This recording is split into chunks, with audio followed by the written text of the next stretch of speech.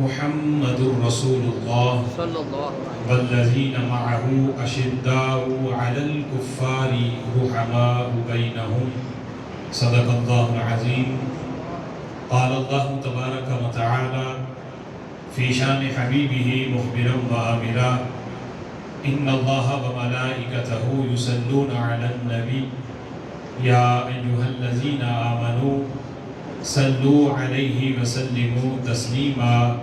الصلاة والسلام عليك يا سيدي يا رسول الله وعلى آلك وأصحابك يا سيدي يا حبيب الله. الصلاة والسلام عليك يا سيدي يا نبي الله وعلى آلك وأصحابك يا سيدي يا نور الله. مولاي صل وسلم دائما أبدا على حبيبك خير الخلق كلهم هو الحبيب الذي ترجى شفاعته لكل حول من الأحوال مقتحم منزه عن شريك في محاسنه فجوهر الحسن فيه غير منقسم. محمد ذكره روح لأنفسنا محمد شكره فرد على الأمم محمد تاج رسل الله كاتبة محمد صادق الأقبال والكلم. يا رب صل وسلم دائما أبدا على حبيبك خير الخلق كلهم. اللہ وحدہ لا شریک کی حمد و ثنا اور حضور سرور کائنات مفخر موجودات زینت بزم کائنات باعث تخلیق کائنات دستگیر جہاں و حسار زمان حامی بے کساں سید سروران قائد المرسلین خاتم النبیین احمد مجتبیٰ جناب محمد مصطفیٰ صلی اللہ تعالی علیہ وبارک وسلم کے دربار ناز میں ہدیہ درود و سلام عرض کرنے کے بعد نہایت ہی معزز محتشم حضرات و سامعین، رب ذوالجلال کے فضل اور توفیق سے جمعۃ المبارک کے اس بابرکت اجتماع میں شرکت کی سعادت حاصل ہو رہی ہے۔ میری دعا ہے رب ذوالجلال ان مقدس لمحات کا صدقہ ہم سب کے گناہوں کو معاف فرمائے اور رب ذوالجلال ہمیں قرآن و سنت کا فہم عطا فرمائے۔ آج کے جمعۃ المبارک میں میری گفتگو کا موضوع ہے آل و اصحاب کی باہمی محبت۔ موجودہ دور کے لحاظ سے یہ موضوع بڑا ہی اہم ہے، جس سے آج ہماری اکثریت یعنی اس سے بھی خبر ہے کہ رافضیت کا سب سے زیادہ رد اس موضوع سے ہوتا ہے کہ آل رسول اللہ صلی اللہ تعالی علیہ وسلم کی آل اور آپ کے اصحاب ان کی باہمی محبت کو بیان کیا جائے، تاکہ جو فضا روافض یا خوارج کی طرف سے بنائی جاتی ہے کہ آل کی محبت اور ہے اصحاب کی محبت اور ہے،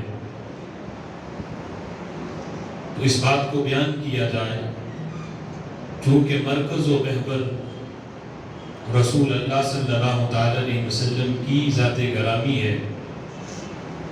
آل اور اصحاب کے درمیان ایسا خوشگوار تعلق ہے اور ایسی محبت ہے کہ رب ذوالجلال نے ہمارے آقا صلی اللہ تعالی علیہ وسلم کو اس کائنات میں بھیج کر جس محبت کی بنیاد رکھی، اس محبت کا مظہر اتم اگر دیکھنا ہو تو وہ آل اور اصحاب کی باہمی محبت میں نظر آتا ہے۔ بے شک ان دونوں شخصیات میں آپس میں اس طرح کی محبت ہے کہ کائنات میں ایسی محبت کی مثال نہیں ملتی۔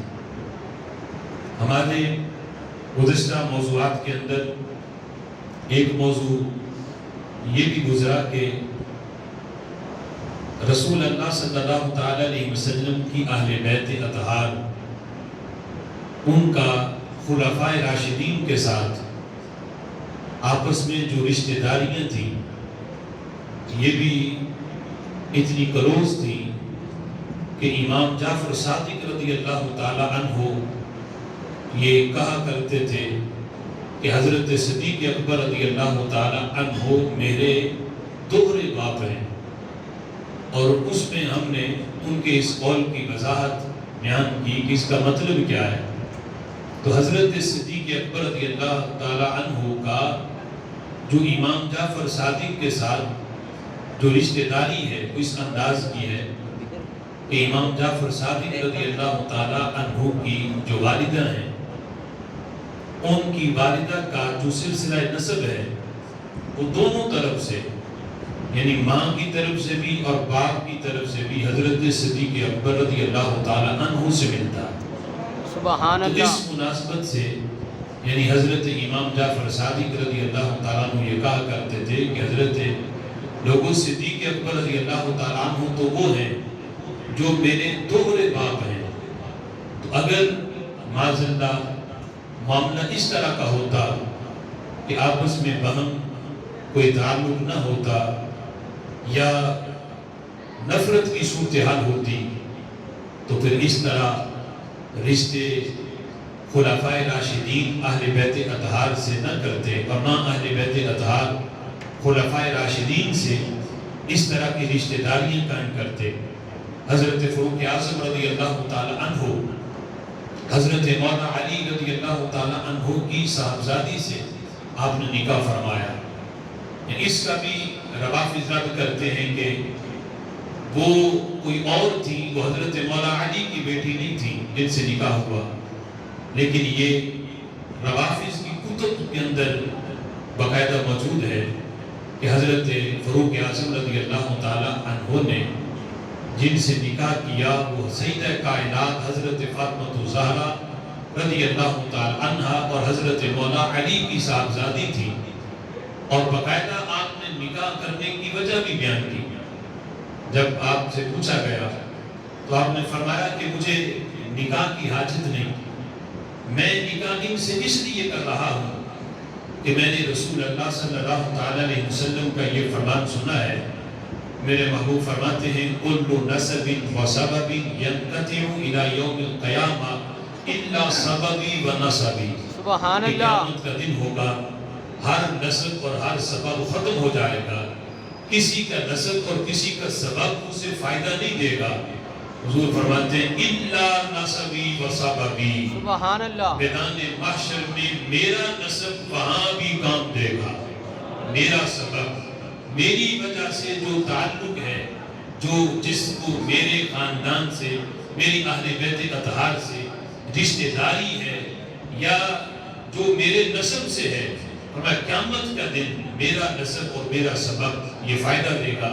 حضرت فاروق اعظم رضی اللہ تعالی عنہ آپ فرماتے ہیں کہ یہ نسبت تو حاصل ہے کہ میں رسول اللہ کا صحابی ہوں، پھر خلیفہ بھی ہوں، لیکن میں چاہتا ہوں کہ نسبی لحاظ سے بھی جو سبب کا ایک تعلق ہے، رشتہ ہے، یہ بھی خاندان نبوت کے ساتھ میرا قائم ہو جائے، تاکہ میدان محشر میں رسول اللہ صلی اللہ تعالی علیہ وسلم کا جو یہ فرمان ہے کہ میرا نسب اور میرا سبب فائدہ دیتا ہے، فرماتے یہ عظمت اور یہ فضیلت حاصل کرنے کے لیے میں حضرت سیدہ کائنات کی صاحبزادی سے نکاح کر رہا ہوں۔ سبحان اللہ۔ اگر معاذ اللہ معاملہ ایسا ہوتا، حضرت مولا علی رضی اللہ تعالیٰ عنہ کو حضرت فاروق اعظم سے کوئی محبت نہ ہوتی تو کبھی بھی آپ اپنی بیٹی کا رشتہ حضرت فاروق اعظم سے نہ کرتے۔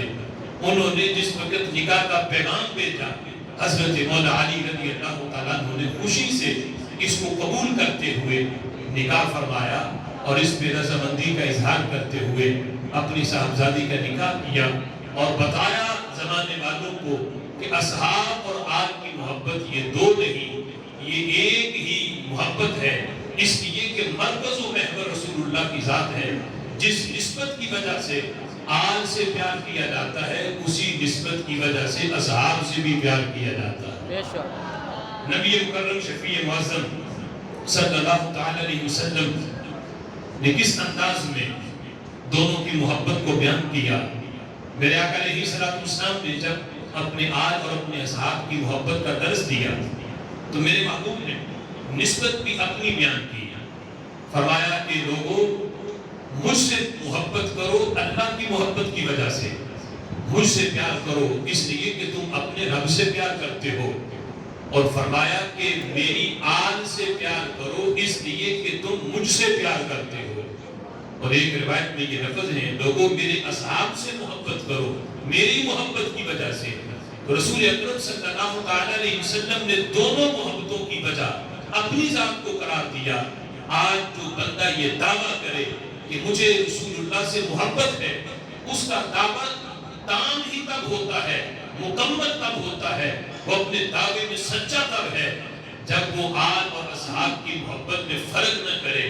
جتنی محبت آل سے کرتا ہے اتنی محبت اصحاب سے بھی کرے، پھر اس کا دعوی محبت سچا قرار پاتا ہے۔ بے شک اعلیٰ حضرت امام اہل سنت نے باقاعدہ المعتقد کے اندر یہ اصول دیا۔ آپ فرماتے ہیں ہم ان دونوں میں کوئی فرق نہیں کرتے، لا نفرق بین احد منہم، ہم ان دونوں میں کوئی فرق نہیں کرتے۔ یعنی فرق اس لحاظ سے مراتب کے لحاظ سے نہیں، مراتب کے لحاظ سے تو فرق موجود ہے، اور یہ طے شدہ حقیقت ہے کہ آل میں بھی اصحاب میں بھی نبیوں کے بعد بشریت میں جس ہستی کا پہلا نمبر ہے اسے حضرت صدیق اکبر رضی اللہ تعالیٰ عنہ کہا جاتا ہے۔ سبحان اللہ۔ آج یہ بھی ایک غلط سوچ اہل سنت کا لبادہ اوڑھ کر اہل سنت کے سٹیجوں پہ یہ بیان کی جا رہی ہے، اور وہ نام نہاد جو اپنے آپ کو سید بھی کہیں اور پھر اتنا اہل بیت اطہار کی محبت میں بندہ اندھا ہو جائے کہ اسے یہ بھی پتہ نہ چلے کہ میں نے حاضری کہاں دینی ہے۔ یزید اور یزیدیوں اور حسینیوں کے درمیان فرق ہی ختم ہو جائے۔ وہ مختار سقفی جس نے جھوٹا نبوت کا دعویٰ کیا، اگرچہ اہل بیت کی محبت میں بڑے یزیدی مارے، لیکن بعد میں اس نے نبوت کا دعویٰ بھی کیا۔ امام زین العابدین رضی اللہ تعالیٰ عنہ نے جس پہ لعنت کی، اس مختار سقفی کی قبر پہ آج کا وہ نام نہاد وہ مشہدی اس کے مزار پہ جا کے فاتحہ خوانی کر رہا۔ استغفر۔ وہ جو پہلے سیال شریف کا خطیب تھا، دیوان سے اس کو نکالا گیا اور اتنا زمانے کا دھتکارا کہ دعا مانگنے کا بھی پتہ نہیں کہ کہاں مانگی جاتی ہے۔ اور جب اس سے پوچھا گیا تو اس نے باقاعدہ اس پہ دلائل دیے۔ اس کی ویڈیو ریکارڈنگ جو اس کی کال ہے وہ بھی نیٹ پہ موجود ہے۔ اس نے کہا کہ اس نے جو جھوٹا نبوت کا دعویٰ کیا یہ کوئی سچا قول نہیں ہے، یہ تو دیکھو وہ اہل بیت کا محب کتنا تھا۔ اعلیٰ حضرت امام اہل سنت نے فرمایا کہ صرف ایک طرف کی محبت قابل قبول نہیں کہ بندہ صرف یہ دیکھے کہ اہل بیت کا محب بڑا ہے اور یہ پتہ نہ ہو کہ اس نے نبوت کا دعویٰ بھی کیا، اور بندہ صرف یہ ایک چیز لے کے کہ اس نے اہل بیت سے بڑی محبت کی، اس نے حضرت امام حسین رضی اللہ تعالیٰ عنہ کا بدلہ لیا، یزیدیوں سے چن چن کے یزیدی مارے، یہ کام اس کا اپنی جگہ پہ، لیکن یہ اللہ کی بارگاہ میں قبول تب تھا جب وہ عقیدہ بھی صحیح رکھتا، رسول اللہ کی نبوت پہ اس کو کامل ایمان ہوتا، آپ کی ختم نبوت پہ ایمان ہوتا، اس نے نبوت کا دعویٰ کر کے اپنے آپ کو نبی کہہ کے اس نے جتنے اعمال کیے وہ سارے کے سارے ہوا منصورہ کی طرح وہ سارے تباہ ہو گئے۔ اس لیے کہ محبت ہر محبت قبول نہیں، اہل بیت اطہار کی محبت کی بھی شرائط ہیں اور ان شرائط سے محبت کی جائے، پھر وہ محبت اہل بیت کی بارگاہ میں بھی قبول ہے، اللہ اور اس کے رسول کی بارگاہ میں بھی قبول ہے۔ اس سلسلہ میں ہمارا یہ دعویٰ ہے کہ رسول اللہ صلی اللہ تعالیٰ علیہ وسلم کی محبت کامل تب ہے جب بندہ آل سے بھی محبت کرے، اصحاب سے بھی محبت کرے، اور ان دونوں کی باہمی محبت کو بیان کرے، آپس میں ان کے بغض اور آپس میں ان کی دشمنی کا اس کا عقیدہ نہ ہو، یہ عقیدہ ہو کہ رسول اللہ کے اصحاب کی محبت، آل کی محبت ہم نے اصحاب سے سیکھی ہے، اور اصحاب کا ادب ہم نے اہل بیت اطہار سے سیکھا ہے۔ سبحان اللہ۔ اس سلسلہ میں حضرت صدیق اکبر رضی اللہ تعالیٰ عنہ کا ایک قول اور پھر آپ کی ایک حسرت جو انہوں نے رسول اللہ کی بارگاہ میں پیش کی، اسے بخاری شریف کے حوالے سے آپ کے سامنے رکھتا ہوں۔ رسول اکرم صلی اللہ علیہ وسلم کے گھرانے کی عظمت کو بیان کرتے ہوئے حضرت صدیق اکبر رضی اللہ تعالیٰ عنہ فرماتے ہیں، بخاری شریف کے اندر یہ لفظ موجود ہے، حضرت صدیق اکبر کہتے ہیں والذی نفسی بیدہ، مجھے قسم ہے اس ذات کی جس کے قبضے میں میری جان ہے، اللہ کی قسم اٹھا کے حضرت صدیق اکبر کہتے ہیں لقرابۃ رسول اللہ صلی اللہ علیہ وسلم احب الی من قرابتی، لوگوں سنو جتنی محبت مجھے رسول اللہ کے گھر والوں سے ہے، رسول اللہ کی اہل بیت سے ہے، حضرت امام حسن و حسین سے ہے، سیدہ کائنات سے ہے، حضرت مولا علی سے ہے، جتنی محبت مجھے حضور کے گھر والوں سے ہے، فرمایا اتنی محبت تو مجھے اپنے گھر والوں سے بھی نہیں، اور جتنی لذت مجھے اہل بیت اطہار کے ساتھ محبت کرنے میں ملتی ہے، اتنی لذت تو مجھے اپنے گھر والوں سے محبت کرنے میں نہیں ملتی، اپنی اولاد سے محبت کرنے میں مجھے وہ آرام، وہ سکون، وہ لذت میسر نہیں آتی جو لذت مجھے حضرت امام حسن و حسین سے محبت کرنے میں ملتی ہے۔ جتنی محبت مجھے ان سے ہے، پھر اس بات کو قسم اٹھا کے بیان کر کے یہ بتایا، لوگوں باغ فکر کو آڑ بنا کر کوئی یہ نہ کہے کہ معاذ اللہ اہل بیت اطہار کے حق کو غصب کیا، فکر والا معاملہ نبی کے فرمان پہ عمل تھا، بقیہ محبت اہل بیت سے اتنی ہے، اگر یہ مجھ سے میری جان بھی مانگے میں وہ بھی دے دوں، لیکن فکر والا معاملہ اگر وہ دیتا ہوں تو وہ نبی کے فرمان کی مخالفت ہے، لہذا صدیق ہو اور نبی کے فرمان کی مخالفت ہو جا، یہ نہیں ہو سکتا۔ فرمایا یہ کس لیے نہیں دیا جائے گا؟ اس لیے کہ یہ نبی کا فرمان ہے کہ ہم جو بھی چھوڑتے ہیں امت کے لیے صدقہ ہے، ہمارا مال وراثت نہیں ہوتا، جس طرح دوسروں کی مال کے اندر وراثت جاری ہوتی ہے، نبیوں کے مال میں وراثت جاری نہیں ہوتی، یہ تو نہیں ملے گا، بقیہ میرے مال میں سے جو کچھ بھی مانگو میں تمہارے قدموں میں لا کے اسے قربان کر سکتا ہوں۔ حضرت صدیق اکبر رضی اللہ تعالیٰ عنہ کا یہ فرمان اس حقیقت کو واضح کرتا ہے کہ اہل بیت اطہار سے اتنی محبت اپنے گھر والوں سے بھی اتنی نہیں کرتے جتنی حضور کے خاندان سے فرماتے ہیں۔ اب پھر حضرت صدیق اکبر رضی اللہ تعالیٰ نے یہ بھی فرمایا، یہ بھی بخاری کے لفظ ہے، حضرت صدیق اکبر کہتے ہیں لوگوں ارقبوا محمدا صلی اللہ علیہ وسلم فی اہل بیتہ، لوگوں تم تلاش اگر کرنا چاہو، تم رسول اللہ صلی اللہ علیہ وسلم کو ڈھونڈنا چاہو، انہیں تلاش کرنا چاہو، تو آؤ میں تمہیں بتاؤں وہ تمہیں ملے گے کہاں؟ حضرت صدیق اکبر کہتے ہیں حضور کی آل سے پیار کرو، رسول اللہ تمہیں خود ہی مل جائیں گے۔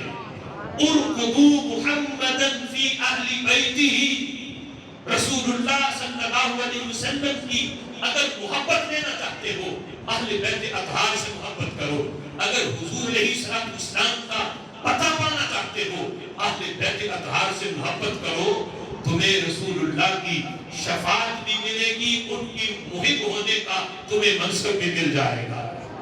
حضرت صدیق اکبر رضی اللہ تعالیٰ عنہ کو اس قدر رسول اللہ کے خاندان سے محبت ہے، قوت القلوب کے اندر جناب ابی طالب مکی نے اس بات کو لکھا، جو صوفیوں کے بہت بڑے پیشوا ہیں، جناب ابی طالب مکی قوت القلوب کے اندر ان کا یہ فرمان جس وقت حضرت صدیق اکبر رضی اللہ تعالیٰ عنہ کے عشق رسالت کو بیان کیا تو ان کے عشق کا ایک یہ انداز بھی بیان کیا گیا کہ جس فتح مکہ کے موقع پر حضرت صدیق اکبر رضی اللہ تعالیٰ عنہ کے والد ابو قحافہ نے اسلام قبول کیا. فتح مکہ کا موقع تھا. جب اسلام قبول کیا، اب یہ بہت بڑی خوشی کی بات تھی کہ اسلام کی چھتری کے نیچے آنے والے سب سے پہلے حضرت صدیق اکبر رضی اللہ تعالیٰ عنہ ہے. اب کتنا انہوں نے انتظار کیا اور کتنی انہوں نے دعائیں مانگی کہ میں اگر اسلام میں ہوں تو میرے ابا جی بھی اسلام میں ہونے چاہیے، وہ بھی مسلمان ہونے چاہیے. کتنی دعائیں مانگی، جتنی آہو بقا کی، کتنی رب کی بارگاہ میں رو رو کے دعائیں کرتے رہے. اور پھر کتنا انتظار کیا. مکی دور بھی گزرا، ہجرت کے بعد مدنی دور بھی گزرا، پھر جا کے فتح مکہ کا موقع. اس موقع پر جب حضرت صدیق اکبر کے ابا جی ابو قحافہ نے اسلام قبول کیا. باپ سے محبت تو ہر ایک کو ہوتی ہے، اگرچہ بندہ اسلام میں بھی آتا، باپ اگرچہ حالت کفر میں ہو، پھر بھی طبعی طور پر جو میلان ہے، جو محبت ہے، وہ تو ہوتی ہے کہ بیٹا دعا کرتا ہے کہ جب میں اسلام میں آیا ہوں تو میرا ابا بھی آ جا، تاکہ جب میں جنت میں جاؤں تو میرے ابا جی بھی میرے ساتھ جنت میں جائیں. یہ ہر بیٹے کی تمنا تھی. اگر باپ مسلمان ہوا اس کی تمنا تھی میرے بیٹے بھی اسلام میں آئیں، اور اگر بیٹا مسلمان ہوا اس کی تمنا تھی باپ اسلام میں آئے. اب جس وقت حضرت صدیق اکبر رضی اللہ تعالیٰ عنہ کے ابا جی نے اسلام قبول کر لیا، حضرت صدیق اکبر کہنے لگے، رسول اللہ کی بارگاہ میں حاضر ہوئے، عرض کرتے ہیں محبوب خوشی بڑی ہے کہ میرے ابا جی نے اسلام قبول کر لیا، لیکن میری ایک حسرت تھی جو پوری نہ ہو سکی. حسرت تھی میری ایک، وہ پوری نہ ہو سکی. وہ حسرت کیا تھی؟ حضرت صدیق اکبر رضی اللہ تعالیٰ عنہ نے اس حسرت کو بیان کیا. کہنے لگے واللہ یا رسول اللہ صلی اللہ علیہ وسلم لَإِسْلَامُ أَبِي طَالِبْ كَانَ أَحَبُّ إِلَيَّ لَوْ أَسْلَمَ مِنْ إِسْلَامِ أَبِي. کریم آقا بڑی خوشی ہے کہ میرے ابا جی مسلمان ہوئے، لیکن اللہ کی قسم اگر میرے ابا جی کی جگہ آپ کے چچا ابو طالب مسلمان ہو جاتے، کیونکہ وہ اسلام لائے نہیں، اگر اسلام وہ لے آتے تو کریم آقا مجھے اتنی خوشی اپنے باپ کے اسلام قبول کرنے پہ نہ ہوتی جتنی خوشی آپ کے چچا کے اسلام قبول کرنے پہ ہوتی. نعرہ تکبیر، نعرہ رسالت، نعرہ تحقیق. ہر صحابی نبی، ہر صحابی نبی، ہر صحابی نبی، ہر صحابی نبی. فرمایا کہ اتنی خوشی مجھے جتنی خوشی آپ کے چچا کے اسلام قبول کرنے پہ ہوتی، اپنے باپ کے اسلام قبول کرنے پہ مجھے وہ خوشی نہیں. حسرت تھی میری کہ وہ اسلام قبول کرے. وجہ کیا بیان کی، سبب کیا بیان کیا کہ حضرت صدیق اکبر رضی اللہ تعالیٰ عنہ کے والد ہیں اور دوسری طرف جناب ابو طالب ہیں جن کے ساتھ خون کا کوئی رشتہ نہیں، رشتہ داری بھی کوئی نہیں، لیکن ان کے اسلام کی حسرت کیوں تھی؟ حضرت صدیق اکبر رضی اللہ تعالیٰ عنہ کو سبب بیان کیا. کہنے لگے یا رسول اللہ صلی اللہ علیہ وسلم لیقر اللہ بہ عینک. اگر ابو طالب اسلام لے آتے تو محبوب ٹھنڈک آپ کی آنکھوں کو پہنچتی، آپ خوش ہوتے. محبوب آپ کی خوشی میری خوشی سے بڑی تھی، آپ خوش ہو جاتے تو میں سمجھتا کہ یہ بھی میری خوشی ہے. میرے ابا جی نے اسلام قبول کیا، اس کی خوشی صرف مجھے ہے. محبوب اگر آپ کے چچا لے آتے اسلام، آپ خوش ہوتے تو صدیق بھی خوش ہو جاتا. سبحان اللہ. آپ کی خوشی پہ اپنی خوشی کو ترجیح دیتے ہیں. آپ کی خوشی بڑی ہے آپ کی تمنا تھی کہ آپ کے چچا اسلام لاتے، آپ کی تمنا کہ ہماری تمنائیں محبوب ان پہ قربان ہیں، اگر یہ اسلام لاتے تو کریم آقا مجھے اتنی خوشی اپنے ابا علی کے اسلام پہ نہیں تھی جتنی آپ کے چچا کے اسلام قبول کرنے پہ ہو جاتی۔ سبحان اللہ۔ دیکھو رسول اللہ صلی اللہ علیہ وسلم کے ساتھ اس انداز میں حضور کی نسبت کی وجہ سے آپ کے چچا کے اسلام لانے کی بھی حضرت صدیق اکبر رضی اللہ تعالیٰ عنہ کر رہے ہیں۔ اور اسی طرح فتح مکہ کے موقع پر جس وقت صحابہ کرام رضوان مدینہ شریف سے پورے لشکر کے ساتھ نبی پاک علیہ السلام کے ساتھ ہیں، جب مکہ شریف کے باہر پڑاؤ کیا، رات کا وقت تھا اور صبح مکہ شریف فتح ہونا تھا، جس وقت رات کو قیام کیا ہوا ہے، حضرت عباس حضور کے چچا جان بھی اسی لشکر میں شامل ہیں اور اسلام آپ نے قبول کر چکے ہیں۔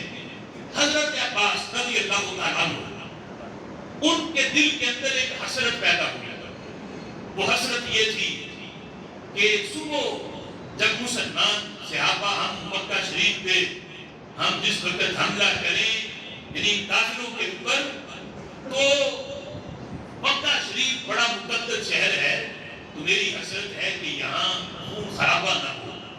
تو حسرت یہ تھی کہ کوئی بندہ ایسا ہو جو جا کے مکہ کے جو بڑے بڑے سردار ہیں، چودھری بنے بیٹھے ہیں، ان کو جا کے کوئی سمجھائے وہ جن کو تم نے مجبور کر کے مکہ سے نکالا تھا آج وہ کمزور نہیں، آج کوئی آنکھیں بھی اٹھائے گا تو یہ اس کا سر اتاریں گے۔ تو میں کوئی ہو جو جا کے ان سرداروں کو سمجھائے کہ اگر اپنی جان بچانا چاہتے ہو تو پھر اسلام قبول کر لو، اسلام کی چھتری کے نیچے آؤ۔ اگر کوئی مقابلے میں آتا ہے تو پھر سوال ہی پیدا نہیں ہوتا کہ وہ زندہ بچ جائے، اس کا سر ضرور اترے گا۔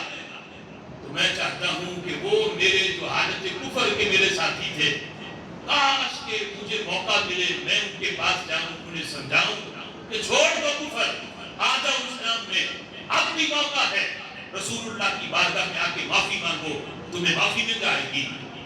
کہتے ہیں میری یہ حسرت تھی، یہ سوچ کے میں اس لشکر کے آگے آگے چہل قدمی کر رہا تھا کہ مجھے موقع ملے میں جا کے ان کو سمجھاؤں۔ کہتے ہیں اتنے میں نے ایک آواز سنی جو کافروں کے لشکر سے آ رہی تھی۔ کہتے میں نے آواز پہچانی تو وہ آواز ابو سفیان کی تھی جو اس وقت ابھی حالت کفر میں تھے، بعد میں صحابی رسول بنے حضرت ابو سفیان رضی اللہ تعالیٰ عنہ، لیکن اس وقت جب حالت کفر میں تھے تو کہتے ہیں میں نے آواز پہچان لی کہ یہ آواز ابو سفیان کی ہے۔ کہتے میں نے پکار کے کہا یا ابا حنظلہ، یہ ابو سفیان کی کنیت، اے حنظلہ کے باپ۔ انہوں نے بھی میری آواز پہچان لی، انہوں نے کہا یا ابو الفضل، حضرت عباس کی کنیت ابو الفضل ہے۔ انہوں نے کہا کیا بات ہے؟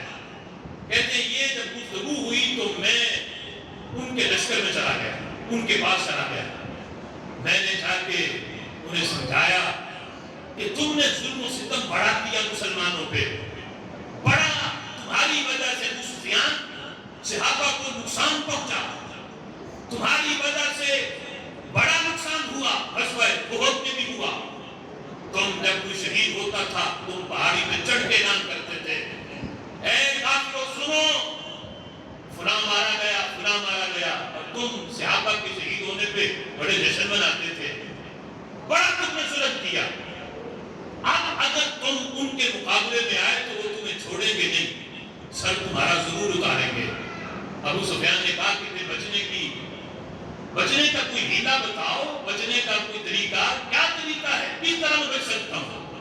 تو حضرت عباس نے کہا میرے ساتھ آؤ، میں تمہیں حضور کی بارگاہ میں لے کے جاتا ہوں، وہاں سے معافی میں تمہیں دلواتا ہوں۔ سبحان اللہ۔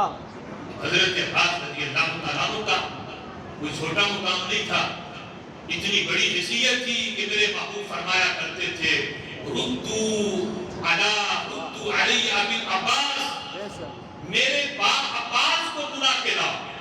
یعنی حضرت عباس رضی اللہ تعالیٰ عنہ کو محبوب اپنا باپ کہہ کے بلاتے، حضور کے چچا جان تھے، لیکن جب بلانا ہوتا تو صحابہ کو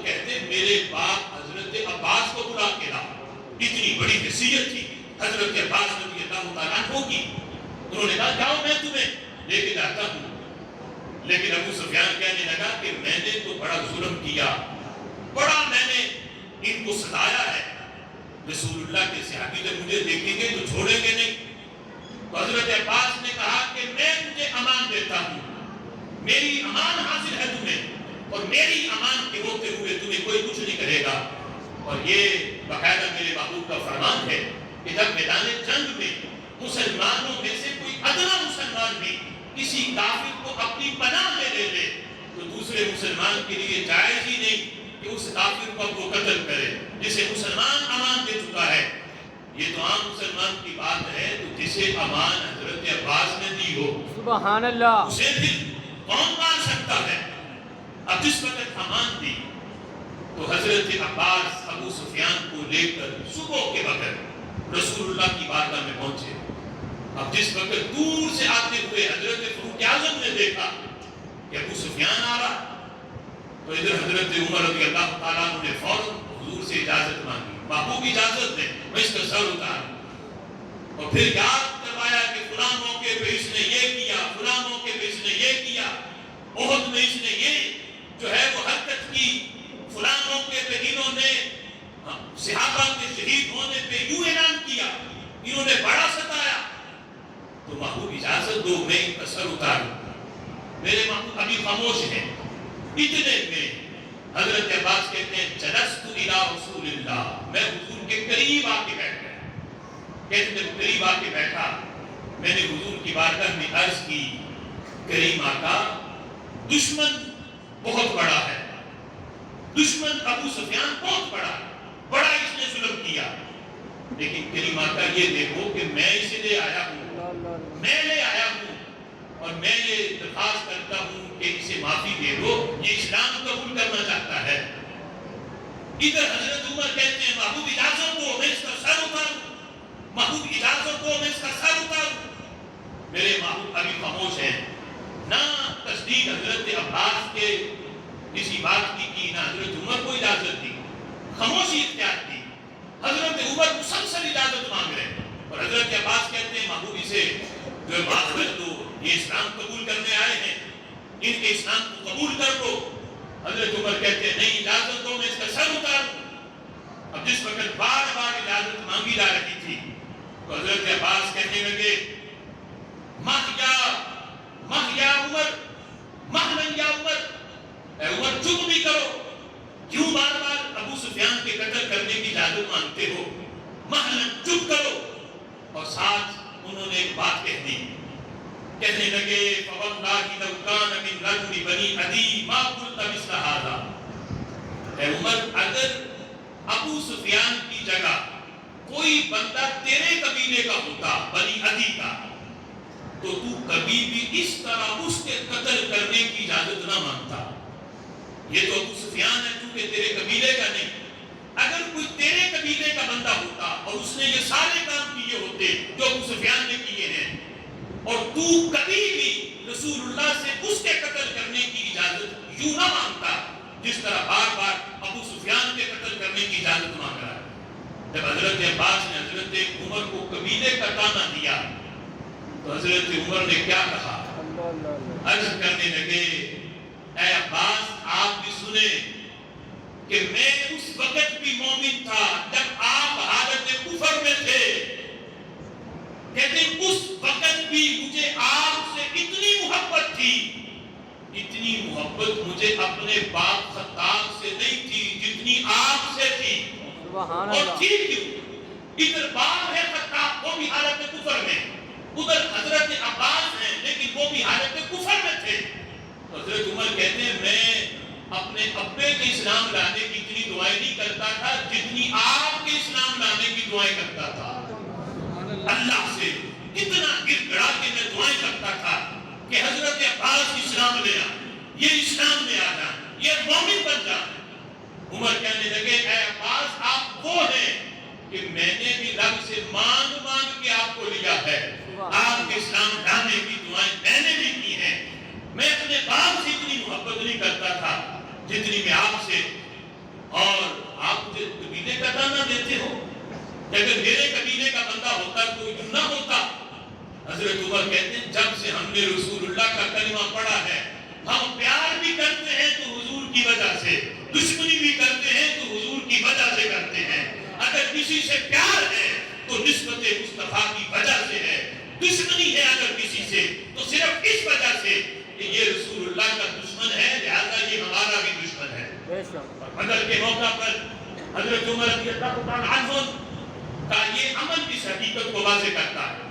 जब बदर के कैदियों के बारे में गुफ्तगू हुई तो हजरत उमर का मशवरा यही था कि महमूद इनमें से जो ये काफिर पकड़े गए, इनमें से जो किसी सहाबी का रिश्तेदार उसको उस सहाबी के हवाले किया जाए ताकि वो सहाबी अपने हाथ से उसका गला उतार के बताए कि मोहम्मद है बताए हाल में ईजाद से प्यारे, पितर मादर बरादर जान और माल औलाद से प्यारे।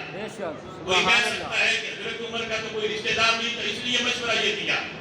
हजरत उमर ने कहा महबूब बकिया की बात बाद में, मेरा सगा मामू उधर खड़ा है, महबूब इजाजत दो अपने हाथ से उसका गला उतार के मैं बताऊंगा।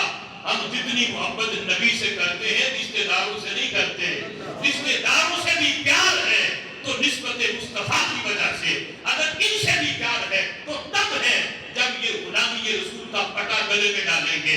अगर ये कुफर की जानिब खड़े होंगे तो फिर भूल जाएंगे कि ये बेटा है, ये बाप है, ये मामू है।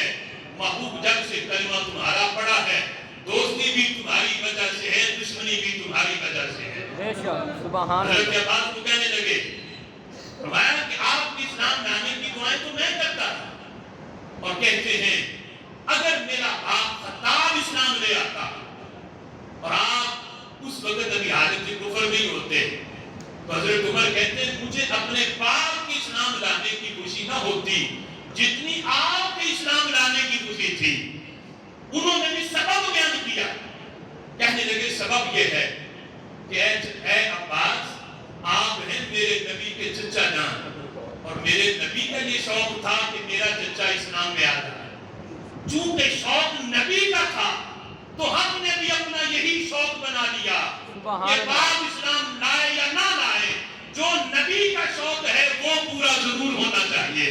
इसलिए हम कितनी दुआएं अपने बाप के इस्लाम लाने की मैं नहीं करता रहा जितनी नबी के शौक की वजह से ऐ अब्बास आपके इस्लाम लाने की दुआएं करता रहा।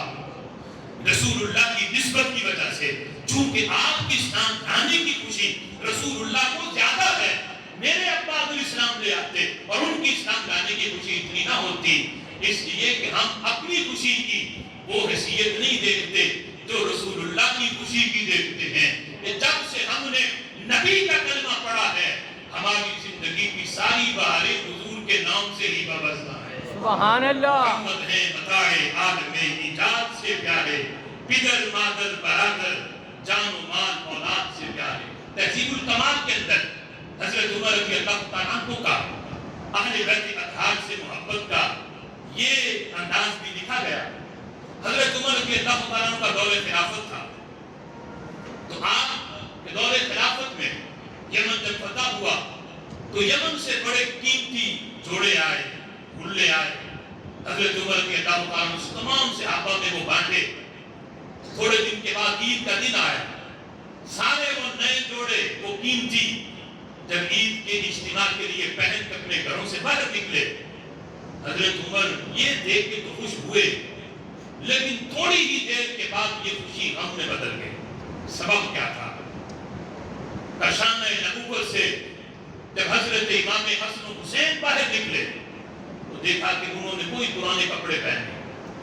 हजरत उमर रज़ियल्लाहु ताला अन्हु सबब जब पूछा, बताया गया कि जो जोड़े भेजे गए थे वो बड़े थे और शहजादे अभी छोटे हैं, अभी इनके साइज के नहीं, इसलिए इन्होंने नहीं पहने।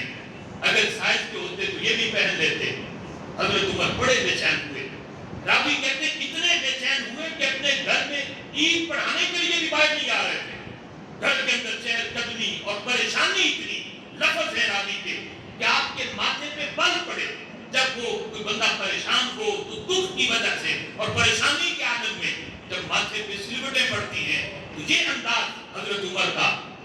कहते हैं सब नए जोड़े पहने और मेरे नबी के शहजादे पुराने जोड़े में, तो उमर बेचैन ना हो तो और کیا ہو. فوراً یمن کے گورنر کے پاس قاصد بھیجا. دونوں شہزادوں کے سائز لیے گئے اور ان کا سائز دے کر قاصد بھیج کے یمن کے گورنر سے کہا عمر بھی تب تک یمن سے آنے والا کھلا نہیں پہنے گا جب تک یہ دونوں شہزادے نہیں پہن لیتے. جب وہ وہاں ان کے سائز کے کھلے بن کے آئے پھر انہوں نے زیب تن کیے شہزادوں نے. پھر حضرت عمر مسکرائے اور اب میرا دکھ ختم ہوا کہ میں یہ پریشانی تھی کہ سارے پہنے ہوں اور شہزادے پرانے جوڑے میں ہوں. فرمایا نہیں، میری یہ پریشانی تھی جب تک یہ نئے جوڑے نہیں پہنتے عمر کو سکون نہیں آئے گا. اگرچہ میرے بیٹے نے پہنا ہے پھر بھی مجھے اتنی خوشی نہیں ہے جتنی خوشی ان کے نئے جوڑے پہننے کی ہے. اس لیے کہ میں اپنے بیٹے سے وہ پیار نہیں کرتا جو حضور کی نسبت کی وجہ سے حضور کے شہزادوں سے کرتا. سبحان اللہ. اور باقاعدہ حضرت عمر رضی اللہ تعالیٰ نے ایک موقع پہ اس حقیقت کو بیان بھی کیا. جب آپ اپنے کشانہ خلافت میں تھے تو خلافت کے جو امور تھے ان کو سر انجام دے رہے تھے. آپ کے بیٹے ابن عمر ملنے آئے. حضرت عمر نے قاصد بھیجا، کہا کہ بیٹا آیا ہے اسے کو گھر میں ملنا، ابھی بیٹے کو ٹائم دینے کا وقت نہیں ہے، یہ خلافت کے امور سر انجام دینے کا وقت ہے. بیٹے کو واپس بھیج دیا، نہیں ملے. اتنے میں حضرت امام حسین رضی اللہ تعالیٰ عنہ بھی آ گئے. وہاں پوچھا ابن عمر سے، کہا کہ میں آپ کے ابا جی امیر المومنین سے ملنے آیا تھا. انہوں نے کہا کہ میں بھی ملنے آیا تھا لیکن ابا جی نے مجھے ملنے سے انکار کر دیا. حضرت امام حسین نے سوچا جب ٹائم بیٹے کو نہیں دیا تو مجھے بھی نہیں دیں گے. یہ سوچ کے حضرت امام حسین ملے بغیر واپس پلٹے. اندر سے حضرت عمر نے آواز سن لی، قاصد بھیجا، جاؤ دیکھو دروازے پہ کون ہے. حضرت امام حسین جا چکے تھے. بتایا گیا شہزادے حسین آئے تھے لیکن جب آپ نے بیٹے کو ٹائم نہ دیا یہ سوچ کے وہ بھی واپس چلے گئے. ایک روایت میں لفظ ہے کہ حضرت عمر فوراً اپنے گھر سے نکل کے حضرت امام حسین کے گھر گئے اور دوسری میں ہے کہ اپنے پاس بلایا. اور جب ان کے گھر پہنچے یا پاس بلایا شہزادے جب آئے تو سبب پوچھا آپ آئے تھے میرے بغیر واپس کیوں گئے. عرض کرتے ہیں کہ امیر المومنین آپ نے ٹائم بیٹے کو نہیں دیا تو میں نے کہا کہ میں بھی کسی اور وقت میں آ جاؤں گا. یہ سوچ کے میں بھی واپس چلا گیا. حضرت عمر کے لفظ سنو، کہنے لگے اے حسین آپ نے اپنے آپ کو میرے بیٹے پہ کیا کیوں کیا؟ بیٹے کی حیثیت اور ہے، آپ کا مقام اور ہے. انت احق من ابن عمر. اے حسین تیری حیثیت تیرا مقام میرے بیٹے سے کہیں زیادہ ہے. میں بیٹے کو نہ کر سکتا ہوں لیکن حسین تمہیں ملنے سے منع نہیں کر سکتا. تم دن کو آؤ، رات کو آؤ، شام کو آؤ، جب بھی آؤ، تمہیں میں انکار نہیں کر سکتا. میرے بیٹے کا مقام اور ہے، تمہاری حیثیت اور ہے. انت احق من ابن عمر، تمہاری حیثیت ابن عمر سے کہیں زیادہ ہے. پھر یہیں تک نہیں رہے، حضرت عمر نے اپنے سر سے امامہ اتارا، اپنے بال پکڑ لیے اور بال پکڑ کے کہا هل انبت الشعر في الرأس بعد الله الا انتم. اے حسین سنو، یہ میرے سر پہ جو بال ہیں ان بالوں کو اللہ کے بعد آپ نے اگایا ہے، یا رب نے اگایا ہے یا آپ نے اگایا ہے. رب کے بعد ان بالوں کو آپ نے اگایا ہے. مطلب کیا تھا حضرت عمر کے فرمان کا؟ کہنے لگے اے حسین کون تھا عمر؟ کون جانتا تھا عمر کو؟ خطاب کا بیٹا.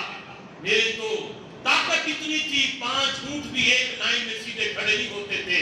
یہ تو تمہارے نانا جی کی دعا کی برکت ہے. انہوں نے دعا مانگی اللہم اعز الاسلام بعمر بن الخطاب. اے اللہ اسلام کو عمر کے ذریعے عزت دے.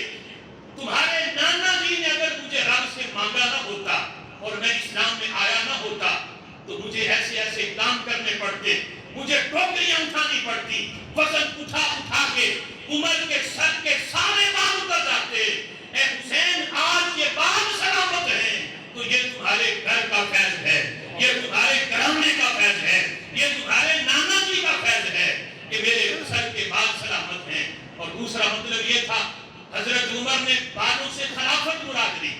کہنے لگے یہ خلافت کا تاج مجھے اپنے باپ سے تو نہیں ملا، مجھے اپنے باپ کا تاج سے نہیں ملا، اے حسین یہ تمہارے گھر کا فیض ہے، یہ خلافت بھی ملی تو تمہارے گھر سے ملی ہے، اس لیے میں اپنے بیٹے کو منع کر سکتا ہوں لیکن حسین تمہیں منع نہیں کر سکتا، اس لیے کہ انت احق من ابن عمر، عمر ابن عمر سے تمہارا حق کہیں زیادہ ہے، اور عمر کو جو کچھ ملا ہے میں نہیں کہتا یہ وراثتی ہے، میں نہیں کہتا یہ خاندان سے ملا ہے، میں نہیں کہتا یہ مجھے اپنے باپ سے ملا ہے، عمر کہتا ہے میں جو کچھ بھی ہوں اے حسین یہ تمہارے نانا جی کا صدقہ ہے، تو کیا اتنا بھی تیرا حق نہیں کہ تو مجھے ملنے آئے اور میں انکار کر دوں؟ فرمایا بیٹا آئے میں 100 بار منع کر سکتا ہوں لیکن حسین آپ ملنے آؤ تو عمر کا یہ حق نہیں کہ وہ ایک بار بھی تمہیں منع کرے، اس لیے کہ میرے بیٹے کی حیثیت اور ہے، اے حسین تمہارا مقام اور ہے۔ اور ایک موقع پر جب آپ نے مار مانگا تو اپنے بیٹے کو کم دیا، حضرت امام حسن و حسین کو ڈبل دیا، بیٹے نے اعتراض کیا، کہا کہ میں غزوات میں شرکت میری زیادہ ہے، مجھے زیادہ ملنا چاہیے، آپ نے مجھے کم دیا، شہزادوں کو ڈبل دیا، سبب کیا ہے؟ حضرت عمر جلال میں آ گئے۔ اب دیکھو یہ حضرت عمر کا فرمان جو ہمارا دعویٰ ہے کہ اہل بیت اطہار سے بھی محبت ان کی ذاتوں کی وجہ سے نہیں، اصحاب سے بھی محبت ان کی ذاتوں کی وجہ سے نہیں، جس سے بھی پیار کرنا ہے حضور کی نسبت کی وجہ سے کرنا ہے۔ حضرت عمر نے جلال میں آ کے کہا اے ابن عمر آج تو یہ تم نے اعتراض کر دیا، آج کے بعد دوبارہ یہ غلطی نہ کرنا، یہ نہ کہنا کہ ان کو ڈبل کیوں دیا۔ فرمایا ہاں اگر ان جتنا مال تم بھی لینا چاہتے ہو جتنا مال میں نے ان کو دیا تو تمہیں کیا کرنا پڑے گا؟ فَقْتِ أَبًا كَأَبِيهِمَا وَجَدٍ كَجَدِّهِمَا وَعَمٍّ كَعَمِّهِمَا وَعَمَّةٍ كَعَمَّتِهِمَا۔ فرمایا پھر ان جیسا باپ لاؤ، ان جیسی ماں لاؤ، ان کے نانا جیسا نانا لاؤ، ان کی نانی جیسی نانی لاؤ، ان کے ماموں جیسے ماموں لاؤ، اور ان کے چچاؤں جیسے چچا لاؤ۔ ان کے بابا حضرت مولا علی ہیں، والدہ سیدہ کائنات فاطمہ الزہرا ہیں، نانا امام الانبیاء، نانی حضرت خدیجہ الکبریٰ، چچا حضرت جعفر طیار، ان کی خالائیں رسول اللہ کی صاحبزادیاں، ان کے ماموں رسول اللہ کے صاحبزادے۔ فرمایا سنو ان میں سے تمہیں ایک بھی نسبت نہیں ملی، ان کو یہ ساری نسبتیں حاصل ہیں، میں ان سے پیار تم سے زیادہ اس لیے کرتا ہوں کہ اللہ نے انہیں یہ ساری نسبتیں عطا فرماتی ہیں۔ اب یہ حضرت عمر رضی اللہ تعالیٰ عنہ کا انداز یہ بتاتا ہے کہ اہل بیت اطہار سے محبت اتنی ہے کائنات میں ایسی محبت کی کوئی مثال پیش نہیں کر سکتا۔ آج تو اپنی اولاد سے بڑھ کے سکے بھائی کی اولاد بھی اتنی پیاری نہیں ہوتی، لیکن یہاں کوئی اس جیسی مثال کو پیش کرے کہ بیٹے سے وہ پیار نہیں جو رسول اللہ کی نسبت کی وجہ سے شہزادوں سے پیار ہے۔ اللہ تعالیٰ جو کچھ سنا اس کو سمجھنے کی توفیق عطا فرمائے۔